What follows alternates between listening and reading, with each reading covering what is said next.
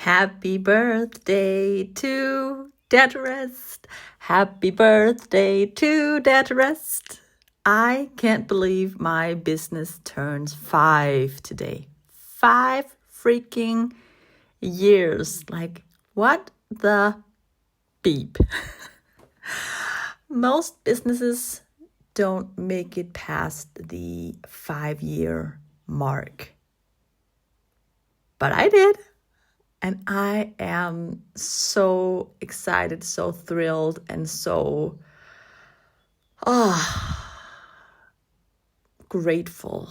Like, there's such a deep sense of peace and excitement. And yeah, I'm really feeling fucking proud of myself and everything I've been through thus far and the development of Dead to Rest. So I thought, how can I really celebrate this moment in a beautiful way? How can I anchor in this moment, this memory of this huge 5-year mark for Dead to Rest? And of course, there will be bubbles later with loved ones and myself and sunshine, and it's all gonna be dandy, but I also wanted to anchor this in a different way. So I thought, why not create a podcast telling you the story about Dare to Rest? So that's where we're going today, and I'm just gonna riff and see where this goes because, well, stories told in the moment, they have a kind of magic to them as well. And yeah, it's something we get to practice and stretch into as well, not being so prepared for life, just taking it as it is. We dare to rest, leaning in to the moment and just going with the flow. So in the beginning, I want to start somewhere else. I've always known that I wanted to be an entrepreneur, that I wanted to be my own boss. And in my early 20s, I felt that deep inside of me. I knew this was where I was going someday. I just never really knew with what. And hey, maybe I still don't know, but at least I have an idea of what my zone of genius is today, where my passion is. So I've gotten so much further. And for now, this really is just, I love building a business that's an extension of me and everything I do and everything I desire and everything I hope to see more of in the world. Like, I know that what I'm doing is a fucking privilege, and I don't take a single day, a single payment, a single client, a single breakthrough for granted, because this is just, it's next level living, and I can't believe I get to model it and that I was brave enough to start this. But I want to take you back, because what Dare to Rest is today is definitely not how it was as it started. When I first began Dare to Rest, it was fresh off me having just finished my yoga teacher training. At that time, I had done and practiced yoga for myself for, I want to say, 8 or 9 years. But I also felt like, this can be done in a different way, and I want to pass this gift forward, because yoga to me had really become that place of coming home to myself, of finding home, finding myself, realizing so many things about my mental and emotional capacity. And to this day, I still feel like stepping onto my yoga mat is like coming home.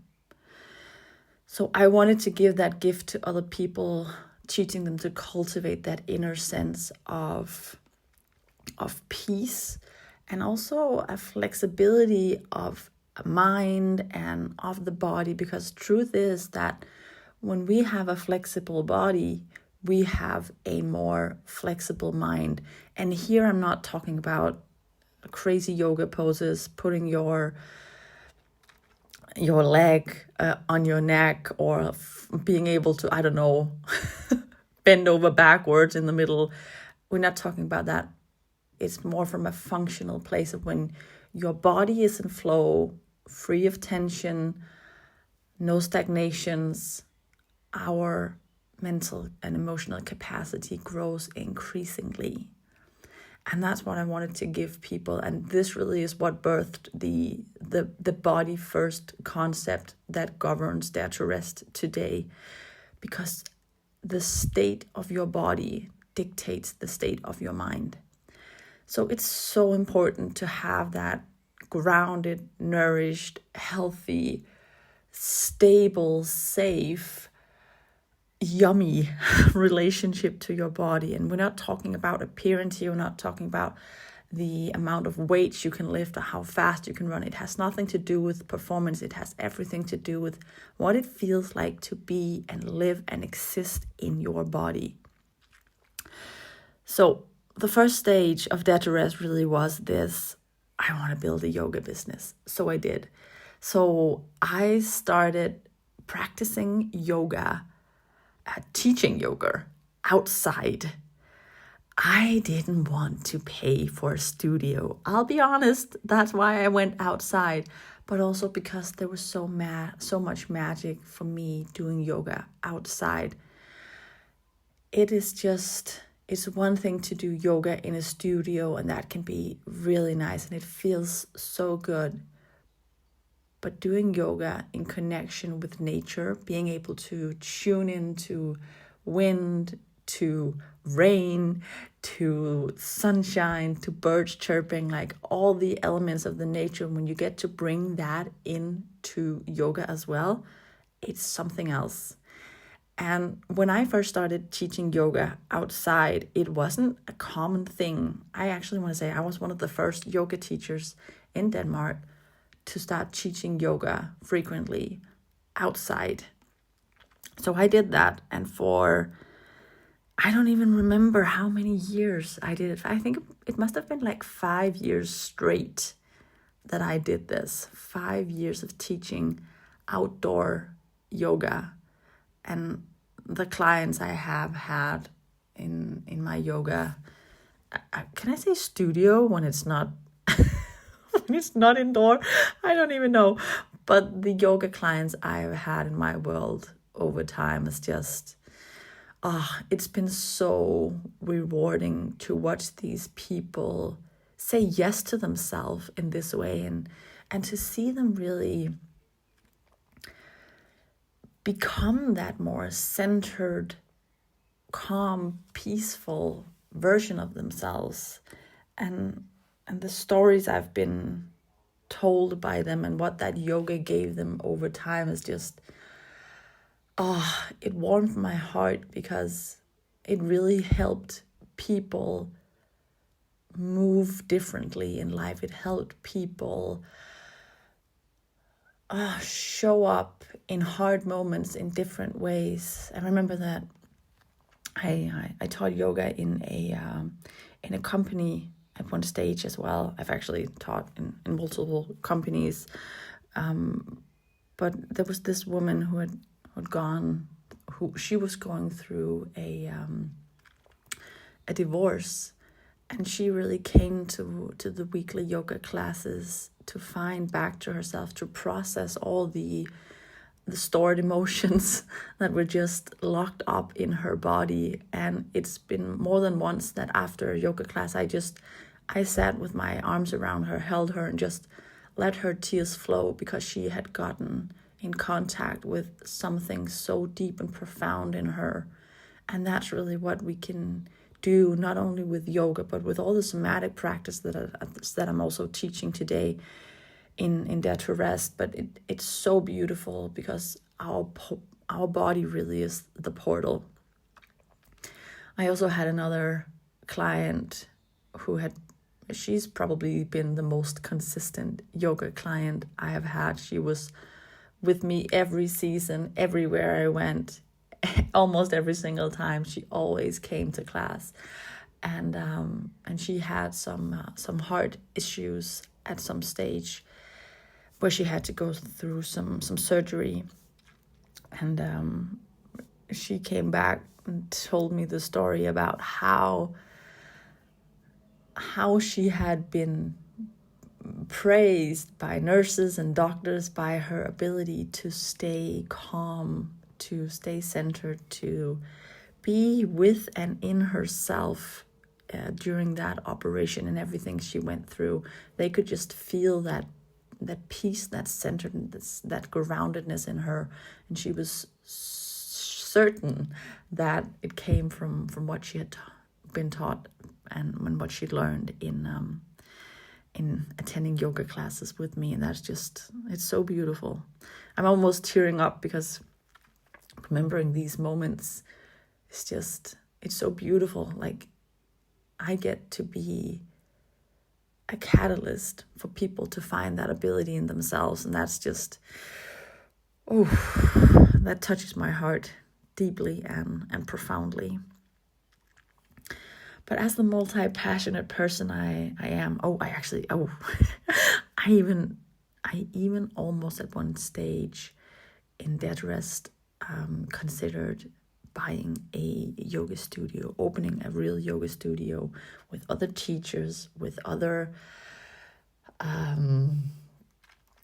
people, having like my own room to let people in. But I decided against it because my intuition told me not to.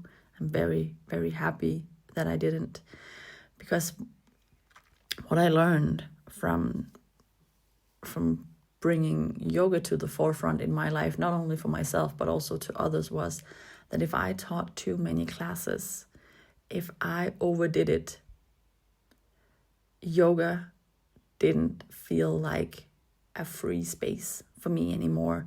It felt like a job, and I did not want that. So I am so happy that I never bought that yoga studio, because I actually do believe it would have been the end of my passion for yoga. It would have turned it into a job, and that's not what I want yoga to be for me. So the second phase of Dare to Rest and the evolution of that is I got very engaged in some network marketing, more specifically related to essential oils. And I fell in love with essential oils. Their purity, their ability to purify your physical and emotional body was beyond anything I'd ever seen. That ability for a single drop of oil to help you fall asleep, to soothe your anxiety, to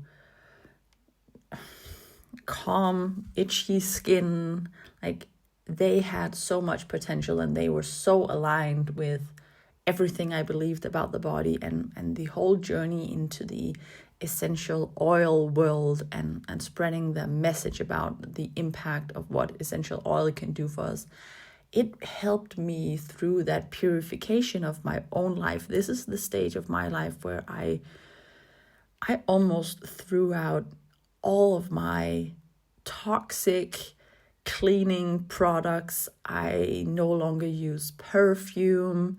I never really used pills or anything before, but everything in my life that was, I want to say, toxic is probably the best word.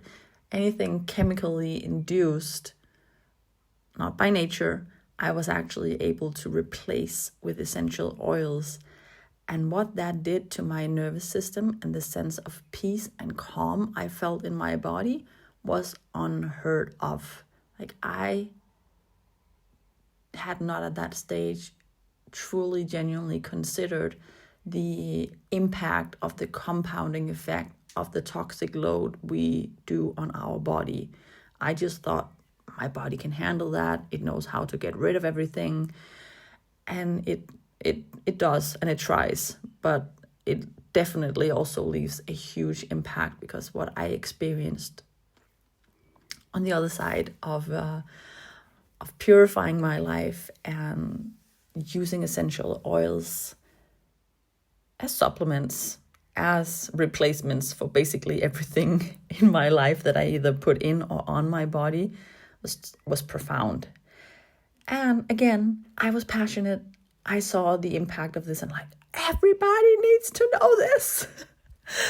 So I started selling these essential oils in a network marketing setup. I still love and I still use these oils. But what I also realized in that stage of the Dare to Rest journey is that I didn't want to sell products that weren't mine. I wanted to create something that was mine, truly, deeply, profoundly, genuinely mine.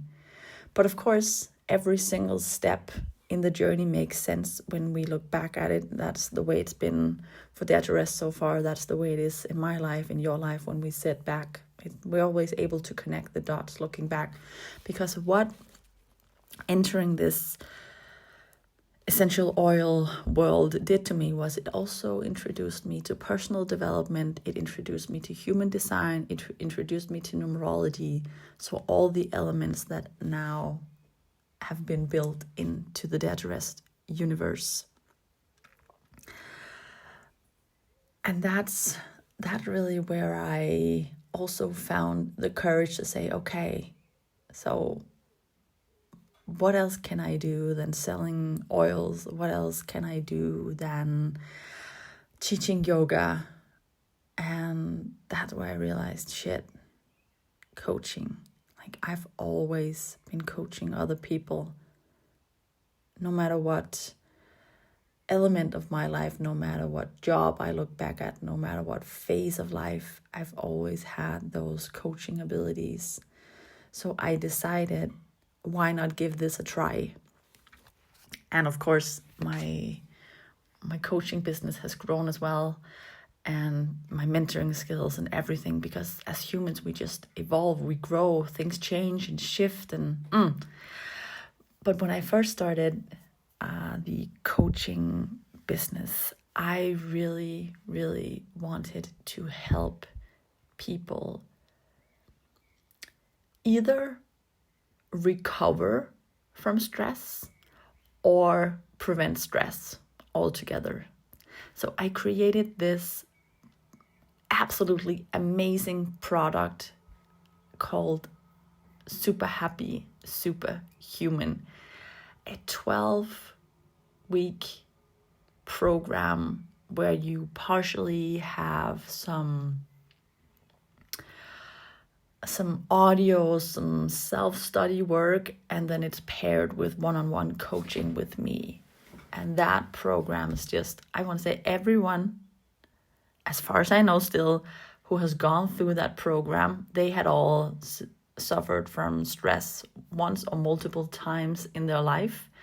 None of them have bounced back. It's a ridiculously good product for anyone who's feeling stressed, overwhelmed, haven't really regained that sense of safety in the body post-stress, because when we experience either stress or anxiety, it's not only the emotional side of it, but it's also that deep innate wounding of like, I can't trust my body doesn't trust me. And that's really the process I took people through, realigning to their bodies, their centers, knowing how to fuel themselves. It was great. I loved Super Happy, Superhuman, and I still do offer this product, though not at the forefront of my business. But I really, really brought in my own story for real in that product. I had a massive stress breakdown myself in 2011. And everything I did post that experience was what I built into the Super Happy Superhuman product. And it's so funny because when I had created that product, I felt like, that's it. That's all I know. That's everything I have to offer. I don't know how to move on. I don't know what the next thing can be. And I remember I had a business coach at that time. I was like, shit, I don't know what to do from here. Like, I'm out of ideas. And here we are now, I want to say 2.5, or is it 3 years later? And I've built an entire freaking universe. So the coaching business in Dare to Rest really started off with that product, the super happy, superhuman product. I don't think I'm ever going to retire that product, just because that's where I started, the coaching side of my business for realsies. And now look at where we are, and I'm still just scratching the surface. So after that first product program, I again felt like, of course, at first I'm like, fuck, I don't know what to do. There's nothing more in me. What can I do?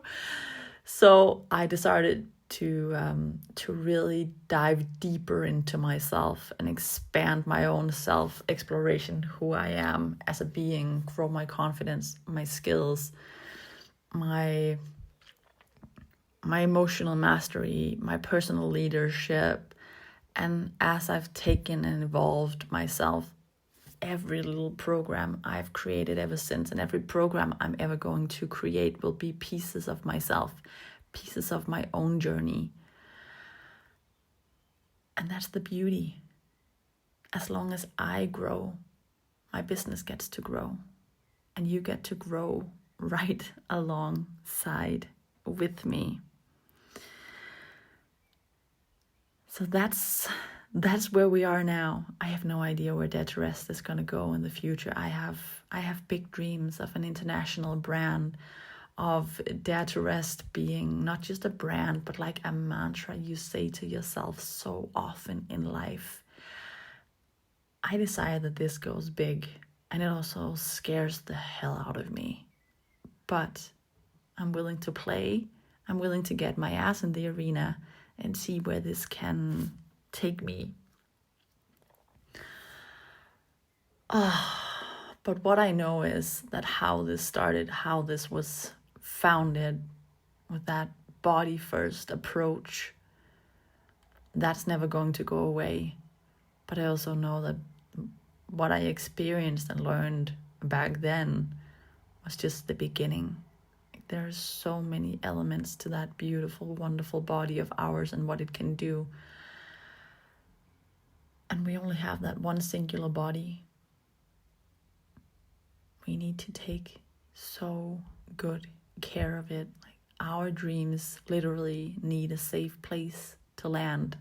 And that's really how the grounded to grow concept came to life. Because we can do all the work, all the mindset work, all the energetic work, all the everything work. But if your body's not feeling good and safe and sound, and if it's not a nice place for you to be in your own body, everything is going to be so much harder. So there we have it. That's the story of Dare to Rest. That's why I have this body first approach. I hope you enjoyed a little walk through the past 5 years of Dare to Rest. And of course, these are